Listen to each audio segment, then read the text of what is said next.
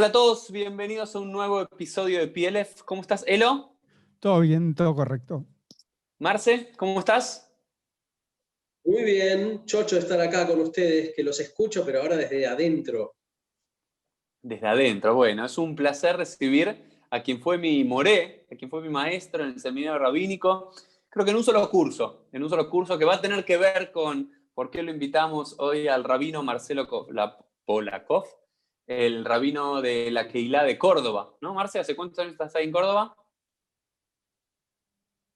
Y casi 19 ya, una cantidad interesante.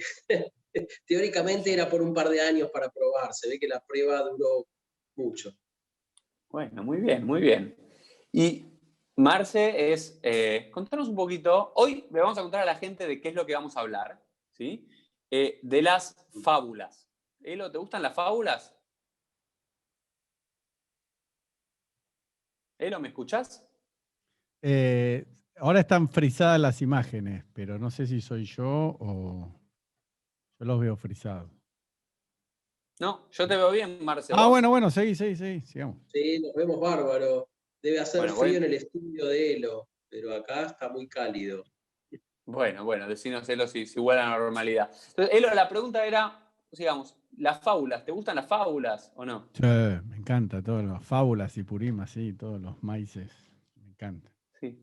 En la tradición judía hablamos mucho de maíces, ¿no? Del mundo hasídico, de los maíces del Rebbe, de las historias del Rebbe. Hablamos mucho en ya varios PLF sobre Agadot, sobre algunas tradiciones, cuentos rabínicos y demás, pero hoy queremos trabajar un tema en particular es algo maravilloso que lo descubrí a través del rabino Marcelo Polakov, en una clase que tomé hace muchísimos años en el seminario rabínico, cuando era joven, que era, si no me equivoco, Marce, Amusar Beamuzar, ¿no es cierto? Cierto, es cierto. Yo nunca me acuerdo de los años, pero sé que fue hace mucho.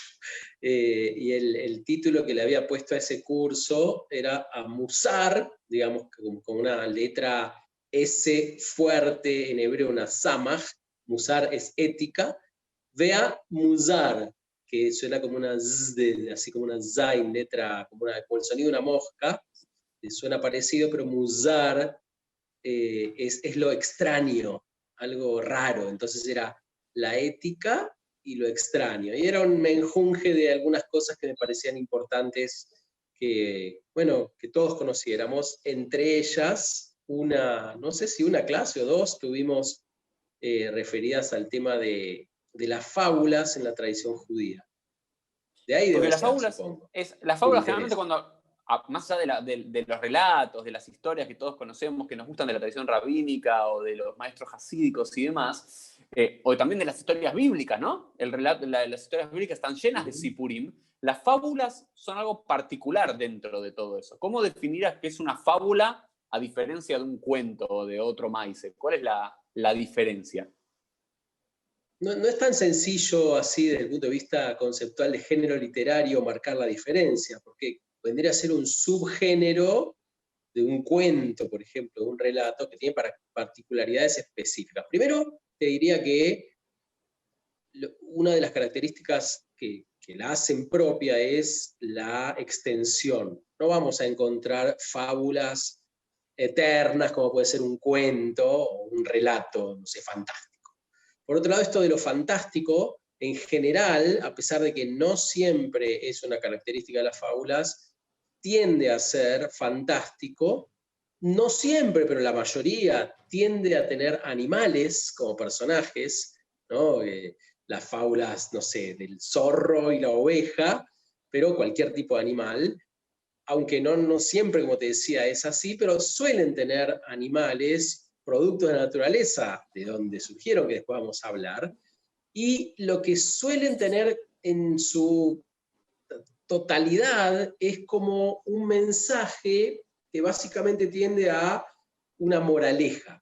De hecho, si nosotros decimos mayal, que vendría a ser la palabra para fábula en hebreo, al principio era como que no se distinguía si estabas hablando de lo que hoy llamaríamos una especie de refrán o adagio, como el Sefer Mishlei, uno de los libros bíblicos, el libro de los proverbios, ¿no? Un proverbio, Mishlei sería como el plural de Mayal. Entonces, mayal en el sentido de adagio, refrán, proverbio, pero también en el sentido de un relato un poquito más extenso que un proverbio, que puede ser, no sé, 1 o 2 renglones, y en ese caso el mayal vendría a ser lo que hoy llamamos fábula. Al principio era como que pareciera ser que no se distinguía, y uno podría tal vez entender que el refrán era la consecuencia final, o sea, el mayal final era la consecuencia final del mayal previo, que era como un relato que probablemente muchos se perdieron y nos quedó como la moraleja final. Alguna vez escuché es como que lo que hoy recibimos, digamos, de una frase popular, de un refrán y demás, en un momento venía aparejado de un relato que lo justificaba, exacto, cuya enseñanza final era ese bottom line, ese pasuk de la Torá que recordamos de Mishlei. sí. Probablemente, en esto uno nunca sabe si es el huevo o la gallina, ¿no? Más allá de que para la Torá es la gallina, primero y después el huevo, pero nosotros en este sentido no sabemos si primero nace el mayal como género propio de una fábula y después se resume en la moraleja final, o a la moraleja esa se le crea una especie de relato que lo explica como más, no sé, como más patente, más claro, y no queda solamente en la abstracción de algo que puede ser un refrán muy lindo, pero que recién cobra vida en el ejemplo, en la fábula. Ahora, había escuchado una vez, que parece un invento muy lindo, pero invento al fin, que hasta la palabra moraleja en realidad era moraleja, era como una especie de enseñanza para vos, ¿no? Más allá de que es una ridiculez desde el punto de vista gramatical o etimológico. Pero esto es muy lindo. Quiero a los que no conocen al gran rabino Marcelo Porakov, un rabino que yo admiro y que quiero mucho ahí en la lejana Córdoba, Argentina, que después al final nos vas a contar un poquito de la Keilah de Córdoba para que los oyentes que no son de Argentina o que son de otros lugares puedan conocer una hermosa comunidad local acá. Es fanático de las etimologías inventadas del hebreo. Él te tira cualquier cosa con un refrán lindo en hebreo, ¿no? Están las etimologías correctas, ¿no es cierto? Que todo el mundo conoce, o en español, las palabras en español que algunos dicen que viene del hebreo y a Marce le encanta. Después tiranos alguna, Marce, esas. Me encanta. Me encanta. Esas. Tiranos a una ahora, antes de empezar, tiranos a una de esas, Esas que sorprendes en un asado familiar. Sí. No sé, a ver, por ejemplo, la palabra misterio no tiene ningún misterio para nosotros. De Seter. Misterio, claro, es de la raíz hebrea, la S, la T y la R. S, T y R como el nombre Esther, en hebreo leastir es esconder, ocultar, con lo cual lo mistérico, igual que lo esotérico, es clarísimo que viene de nuestra parte. Eso, digamos, y aparte ya con eso te haces una prédica para Kippur, ya está. Pero más que para Kippur, más para Purim. Para Purim. Por la reina Esther. Bueno, está el conocido del Pardés, que viene del paraíso, ¿no? El paraíso que viene del Pardés. Sí, bíblico, pero en realidad, ¿no? Pardés es una palabra persia y nosotros la tomamos prestada. No es una palabra original hebrea, sino que viene del mundo, bueno, del mundo de Persia. De hecho, en el tema de las fábulas ya vamos a ver también que tenemos poco original allí, en el sentido del origen, pero mucho para decir de lo que hicimos con lo que ya andaba circulando. Bueno, y entonces vamos a eso. ¿No? Una pregunta a los dos. El tema de Mayal y Nimshal, o sea, ¿cuál es la relación? O sea, ¿Nimshal es la explicación del Mayal antes que, o nada que ver? Es la enseñanza final, ¿no? Okay. A Mayal y Nimshal, sí. Es lo que se aprende vendría a ser lo que se aprende del Mayal, aprendemos el Nimshal. Pero de todas maneras, fíjate que, hablando de las raíces hebreas, con esa misma raíz nosotros decimos la palabra limshol. Y limshol tiene que ver con gobernar. El moshel es el regente, el gobernador. Por eso nosotros decimos memshalá, ¿no? De toda esta raíz viene algo vinculado a, te diría, la autoridad.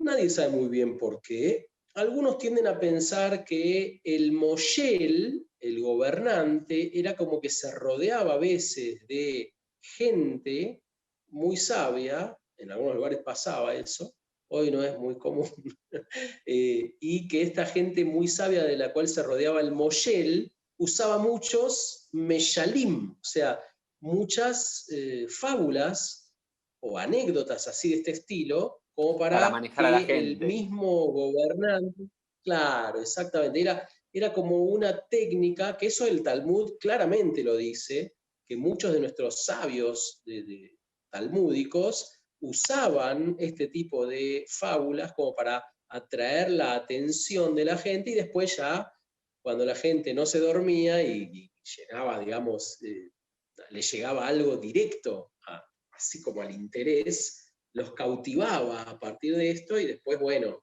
los tenía atentos. Pero bueno, no sé muy Bueno, bien. eso es lo que siempre cuentan, ¿no? Es ese famoso Rabba, ¿no es cierto? Uno de los grandes rabinos del siglo IV de Babilonia, que siempre dice la Guemará, comenzaba sus clases de alajá y demás con Milta de Bedijuta, ¿no es cierto? Con un chiste. Hoy sería como, casi uno diría irrespetuoso con la Torá, pero él entendía que había que cautivar el corazón, y esta era como la gran expertise de Rabbi Akiva, ¿no es cierto? Tratar de cautivar a la gente con fábulas para después enseñar alajá.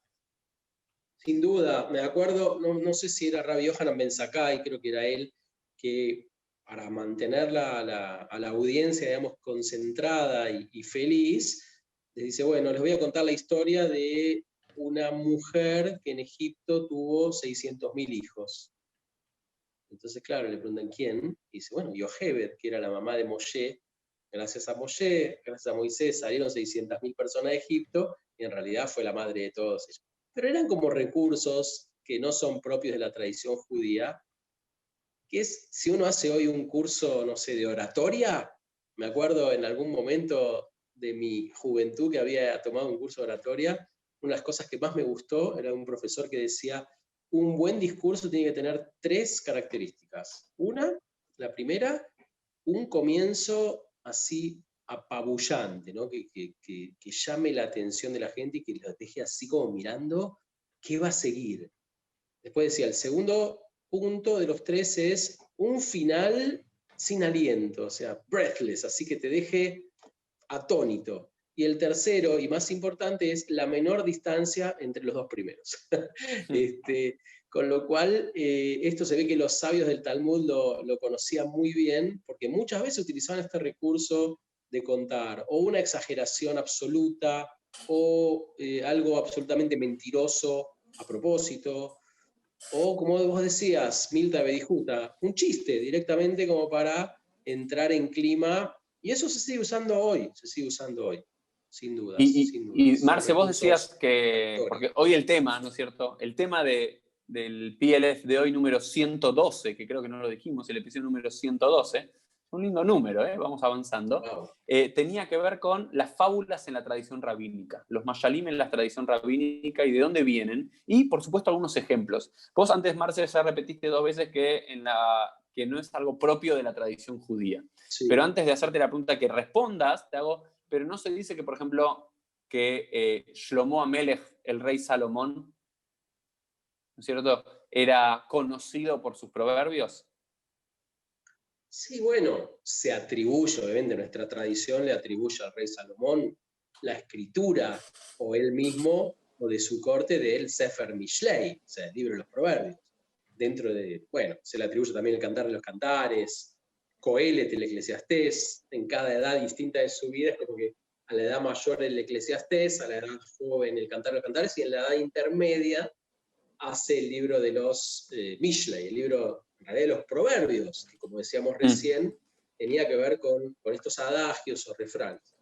Pero es una tradición, no conocemos, no sé, no hay registro de fábulas que se le atribuyan al rey Salomón, como sí hay registro de fábulas que se le atribuyen, no la autoría, pero sí, por ejemplo, el relato de las fábulas o el conocimiento de las fábulas a un montón de rabinos del Talmud. Aquello de Rabbi Meir se decía que conocía 300 fábulas de memoria, pero que explicaba muy poquitas de ellas, ¿no? Y que se murió y se la llevó a la tumba.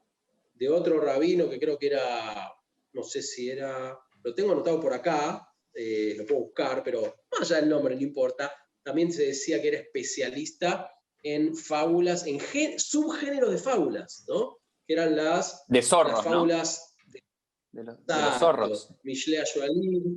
Mishlot HaShualim, sí, la de los zorros, o también de las palmeras, de los tmarim. Había fábulas con árboles, ¿no? Y también, que eso es una cosa medio extraña, en esa especialización había un subgénero que se llamaba Mishlot HaKobsim, que vendría a ser como las fábulas como de los lavanderos, de los que lavaban y secaban la ropa, que parece que era un lugar en donde se hacía mucho yajnerá y mucho chismoseo, pero algunos, ya investigadores más así académicos en torno a estos temas, dicen que en realidad no era Kopsim, sino que era de un autor que tiene como 2000 y pico de años de existencia, libio, que se llamaba Kibisis.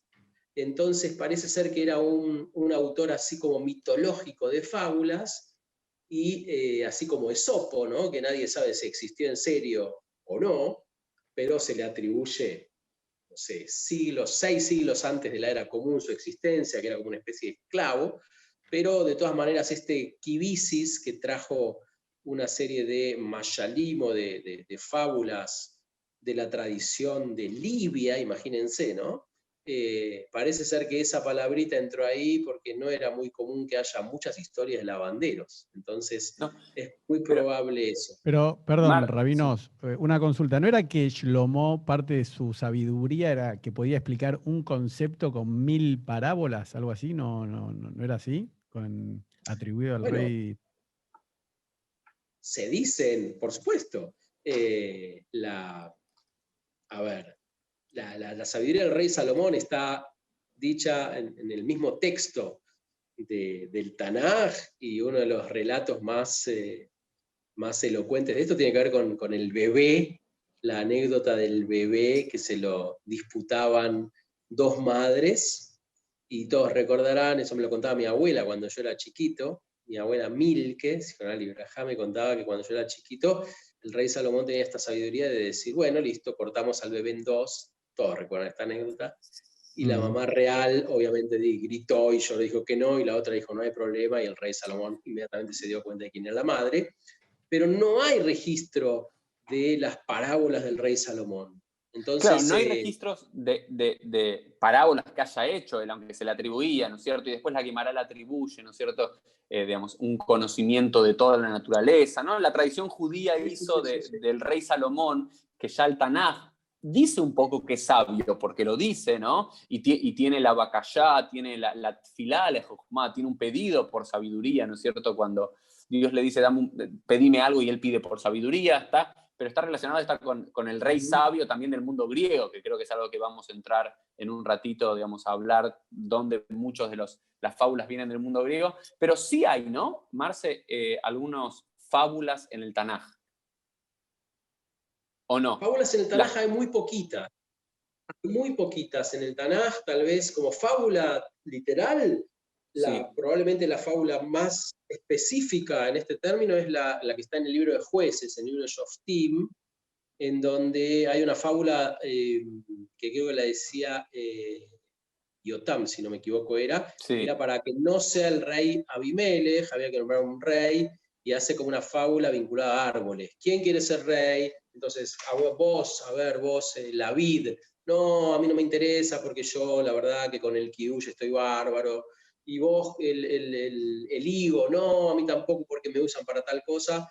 Al final termina siendo una zarza, pero toda la fábula esa está en función de que no querían entregarle el reinado a Abimelech en esa época. Que era un malvado que había matado a los hermanos, toda una cosa media rara, sí. Pero no es algo que vos lo veas a menudo, es como que hay que encontrar. Perdón, y Kibsat Arash, creo que hay otra, ¿no? Me parece la de Kibsat Arash, la de Natán a David. ¿Recuerdan esa o eso no es una fábula? No es una fábula, porque en realidad eso es más una parábola. Quizás me confundo entre fábula y parábola.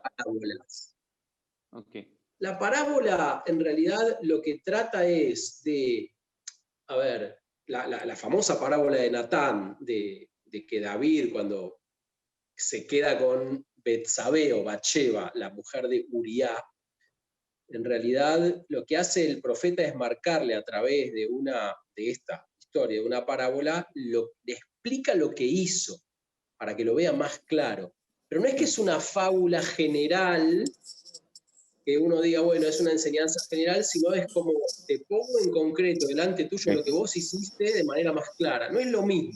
Entonces, no está considerada esa historia como una fábula, sino como una parábola. A veces se mezcla, pero en realidad es como otro género. Es como otro. Excelente. Entonces, ahora vamos al tema de la cuestión. Entonces tenemos el Tanaj, que es el libro de los libros en la tradición judía, y el último episodio que hablamos acá con Elo tuvo que ver con la biblioteca judía y los principales libros. El Tanaj no tiene muchos meshalim, no tiene muchas fábulas. Pero la tradición rabínica, ahora nos decís ahora en qué textos estás, en el Talmud, en el Midrash, en algunos textos de la tradición rabínica, en los primeros siglos de la era común, ya hay abundantes fábulas.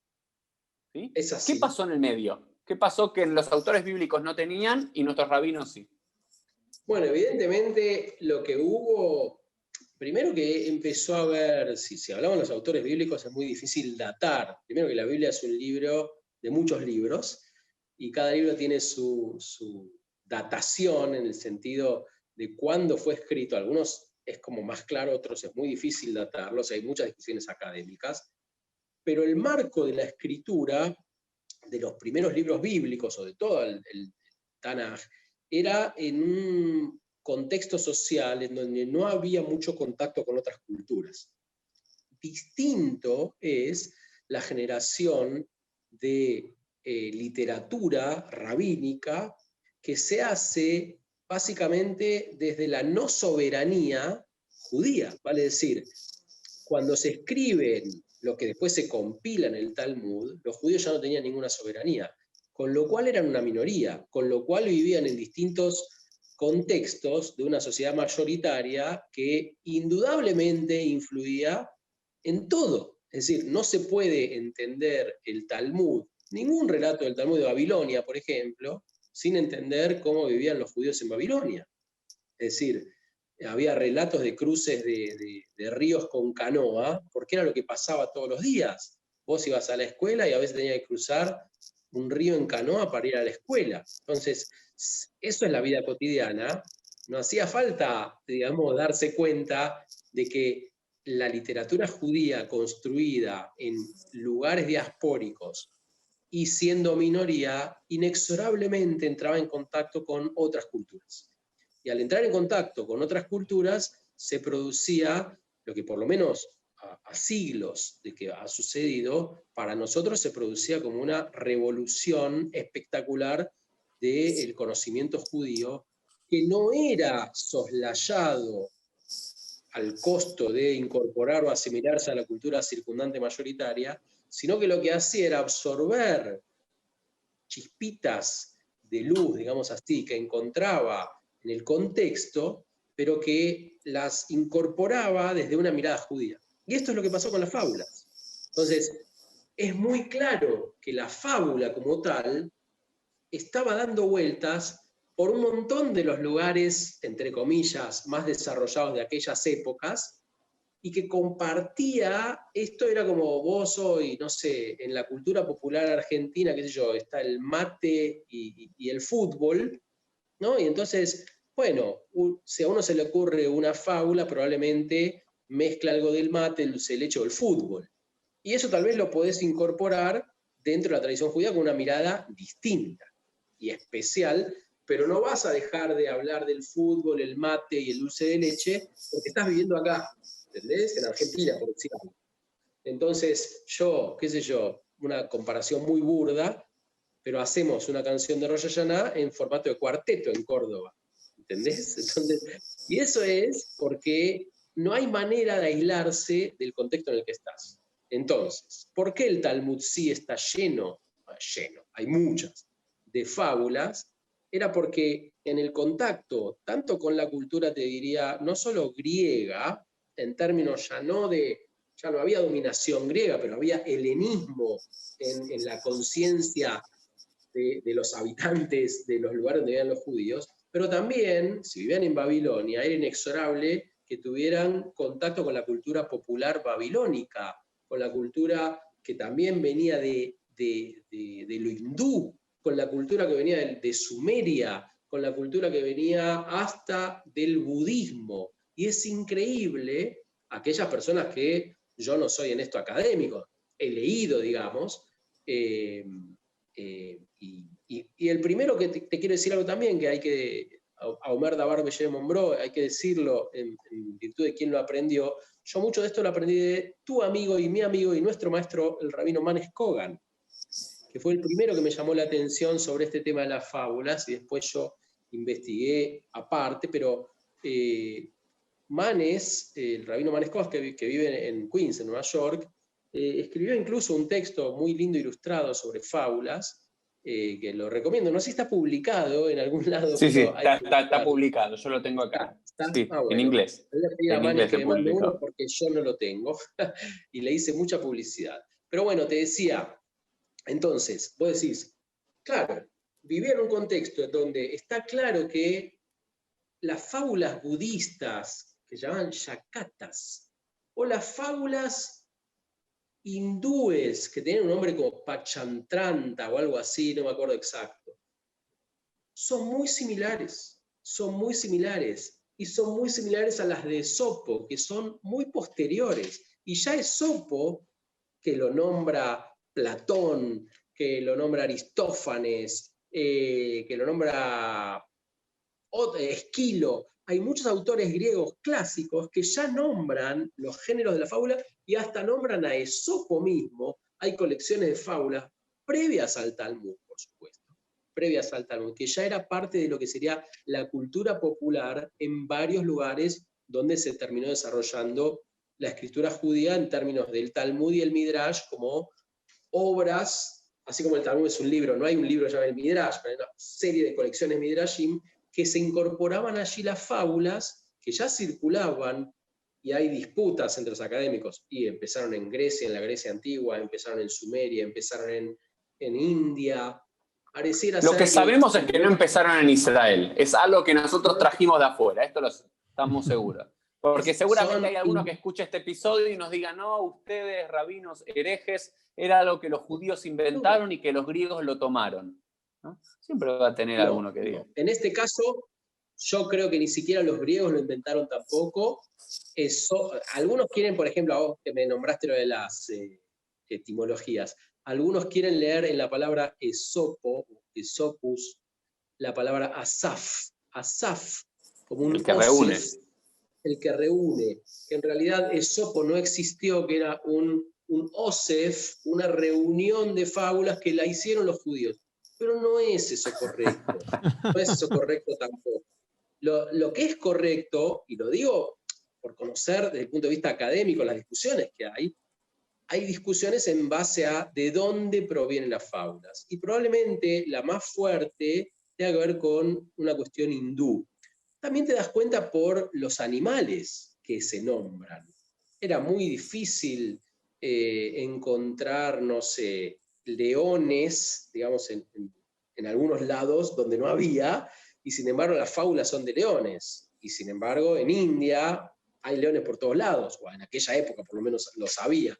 Entonces, no aparecen en las fábulas osos polares, ¿te das cuenta? O sea, no hay una fábula que diga, ay, vino un oso polar y le dijo, no sé, a un cocodrilo. Sí, entonces vos te das cuenta. O un canguro, no aparecen canguros, por lo cual sabés que de Australia lo sacamos, o un koala o una jirafa. Exacto, entonces hay una gran presunción de que el origen de las fábulas está entre India, algunos también pueden decir Grecia, pero más allá de eso, me parece que es un tema menor o que es un tema interesante para los que se dedican académicamente a eso. Nosotros sí que tenemos para decir que sí es muy interesante, y te quiero dar 2 o 3 ejemplos que junté aquí por pedido tuyo, es de algunas fábulas que la misma fábula, lo que hizo la tradición judía era ponerla en otro contexto y a veces cambiarle la misma moraleja. Es decir, lo que se judaizaba era el contexto donde surgía, que era siempre, no sé si siempre, pero en la mayoría de los casos era para aclarar o poner luz sobre un tema del Tanaj bíblico que los rabinos mientras discutían. Bueno, fíjate una, por ejemplo, si te parece, mira esta qué hermosa, o sea, el tema es trágico, ¿no? Pero está en Bereshit Rabba. Bereshit Rabba es una colección de midrashim, de alegorías, de hermenéutica, sobre el libro del Génesis. Y en el Génesis dice así, el Génesis Rabba: un hombre entró a un jardín y viendo unas sabrosas moras, las recogió y se las comió. El dueño del jardín corrió detrás de él, le preguntó: ¿qué tienes en tus manos? A lo que el hombre respondió: no tengo nada en mis manos. Le dijo entonces el dueño del jardín: ¿acaso no están manchadas tus manos? Obviamente, si eran moras, terminó con las manos rojas. Bueno, y yo que tengo una hija fíjense. chiquita lo veo todo el tiempo. Si tenés moras cerca, es espectacular, queda todo manchado. Todo manchado. Todo. Ahora, ¿para qué usan esta fábula en el Midrash? La usan para entender el diálogo que tiene, que en realidad es más monólogo, habla poco Caín, pero habla, con Dios, después de que Caín mata a su hermano Abel. Es decir, vieron que el texto dice, las sangres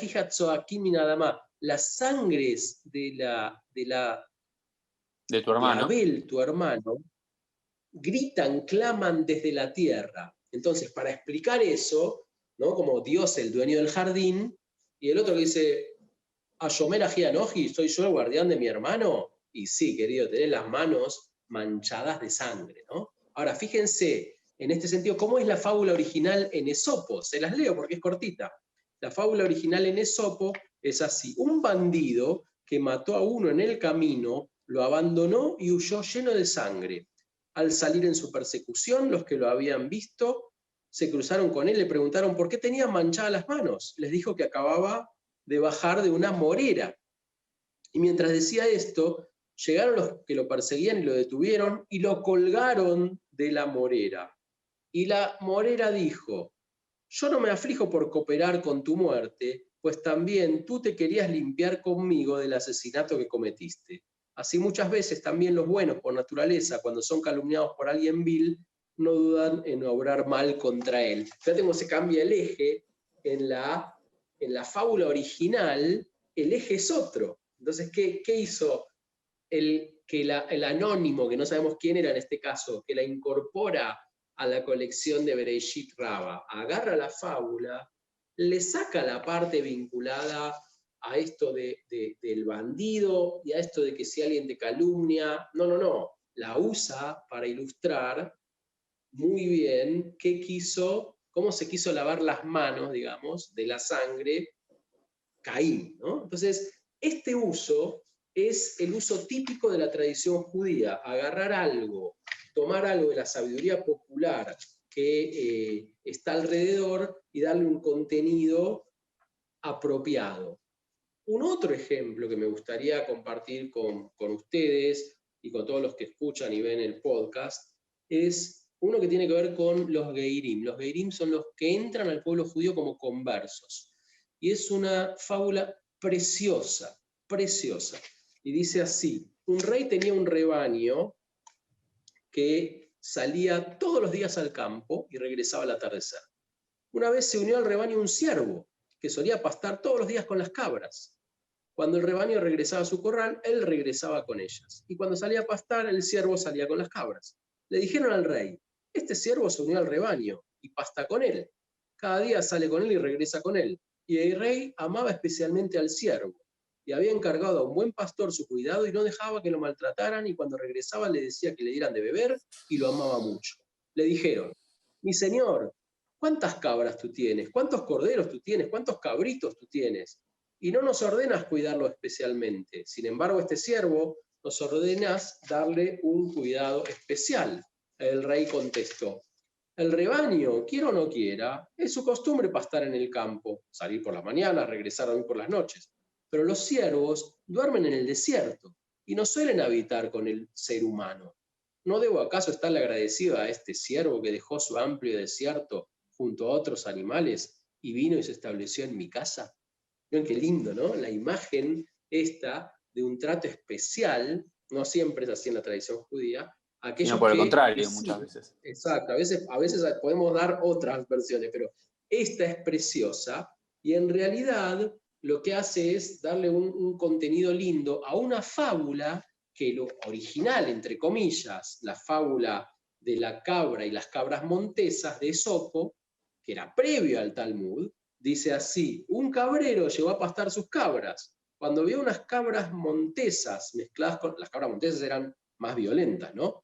Las cabras como más de, así, silvestre vendría a ser así. Cuando vio las cabras montesas que se mezclaban con las suyas, al llegar la tarde, las metió a todas en su gruta. Al levantarse al día siguiente una gran tormenta, como no podía sacar las cabras a los pastos de costumbre, las cuidaba dentro de la gruta, echándole a las suyas la comida, justo para no pasar hambre, mientras que a las ajenas les echaba un montón para apropiárselas. Pasada la tormenta, cuando sacó a todas a pastar, las cabras montesas, echándose al monte, huyeron.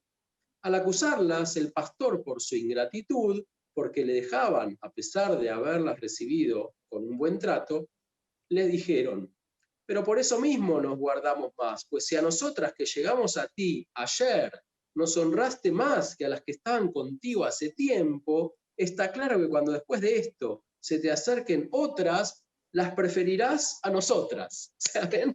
O sea, es increíble cómo es como que el relato principal se sostiene, pero se lo envuelve, como en este caso de una midá, de una virtud, de la misericordia o el amor a los geirim, el amor a los conversos, cumpliendo con el pasuk Be'avte tager, amarás al extranjero, a los conversos. Entonces, otra vez, ¿qué hizo la tradición judía?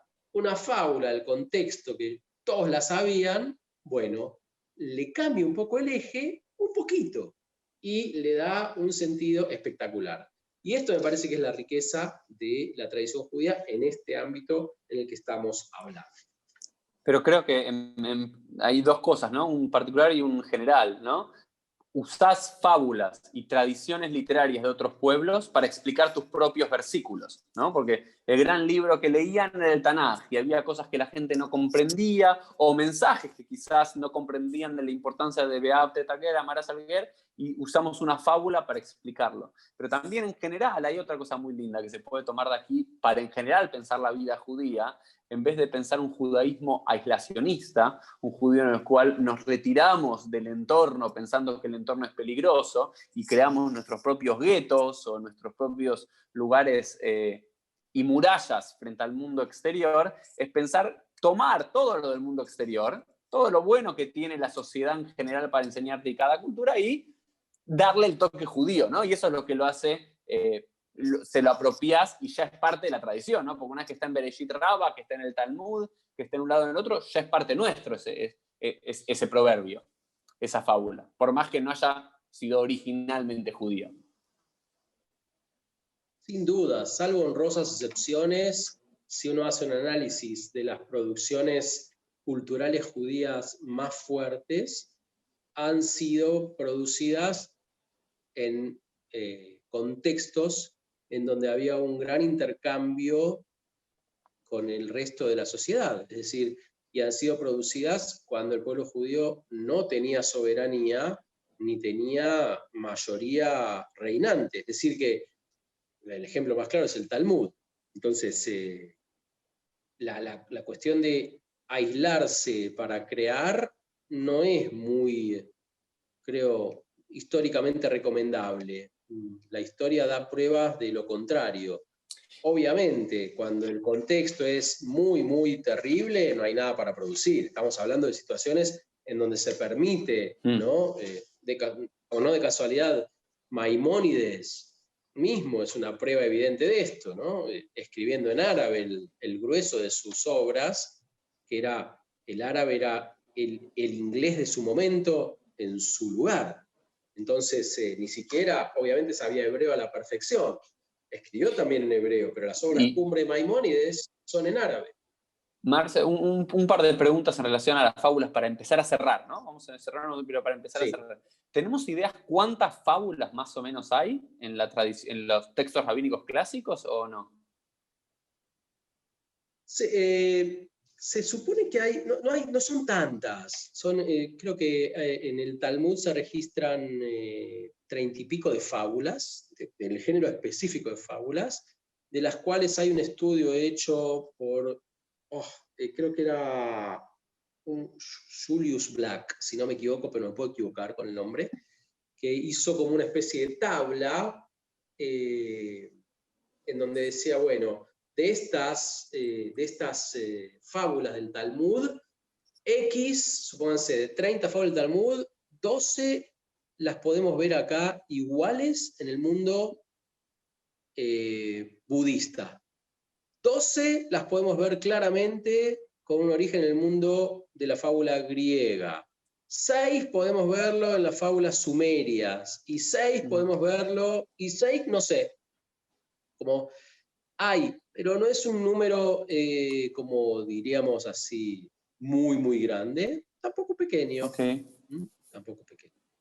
Y en relación a eso, había una que es una fábula que siempre me gustó, que creo que me la enseñaste vos una vez, que tenía que ver con que no hay animales, es la del hombre que se casa con la mujer joven y que tenía 2 mujeres. Sí.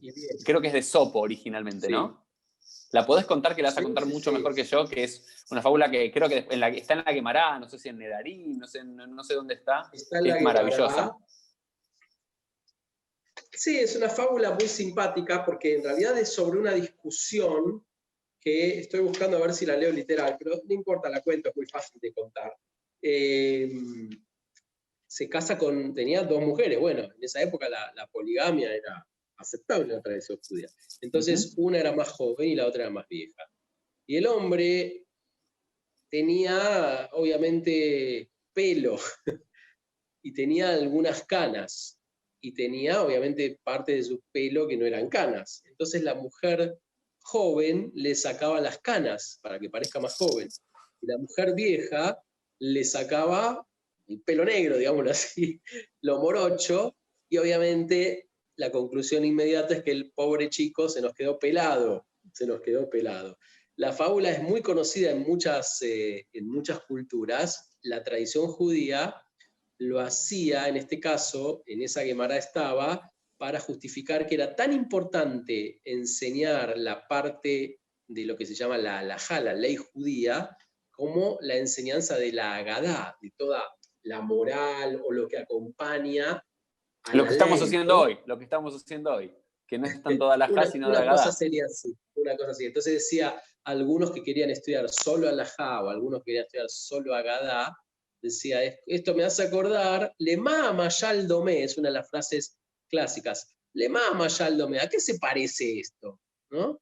Y bueno, entonces dice, bueno, hay un mayal, hay una fábula que dice que había un hombre tal, y se quedó Lemá pelado. Dabárdome, ¿no? Lemá Dabárdome, ¿no? Lemá Mayal.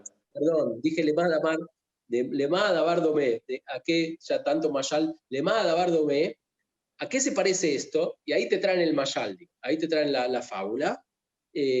O mayal le, una fábula para explicar esto. Y la fábula del pelado es genial porque era claro que no se podía estudiar solo Agadá y quedarse sin ley, o solo ley halajá y quedarse sin Agadá, sino uno tiene que combinar. Y en el arte de la combinación, fíjate que terminamos con este mayal, está el hecho de combinar la cultura que uno podría decir es propia con la cultura circundante, y en esa combinación nunca te vas a quedar pelado. Ya fe, hermoso. Y Marce, a Harón Habib, lo último que ya te dejamos, pero vale la pena. Porque muchas veces hablamos en este contexto de cómo los judíos hemos tomado de las fábulas del mundo hindú, sumerio, griego, de las fábulas de Sopo, y cómo los rabinos lo resignificaron. Y yo me acuerdo en esa clase, que en una de las clases que nos hiciste leer un párrafo de Cervantes, ¿puede ser? Del Quijote, tal cual. Del Quijote de Cervantes, ¿sí? Que al revés de esto, aparentemente toma una historia talmúdica.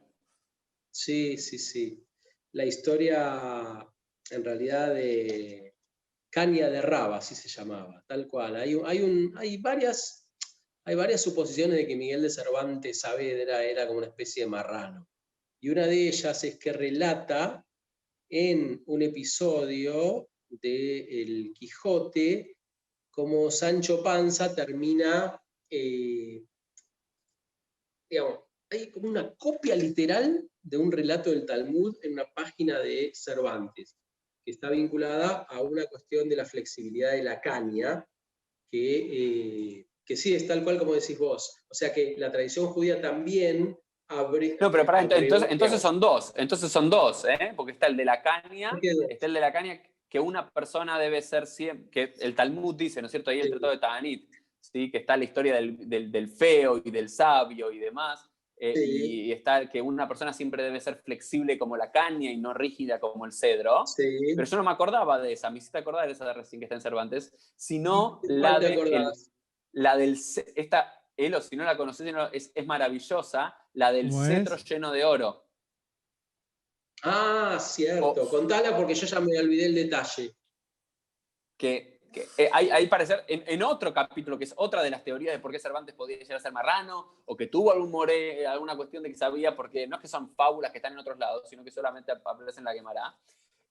Aunque hay que decir que la del cedro y la de la caña también aparecen en textos no judíos. Entonces, quizás no es la más convincente de todas, pero esta sí es bastante convincente.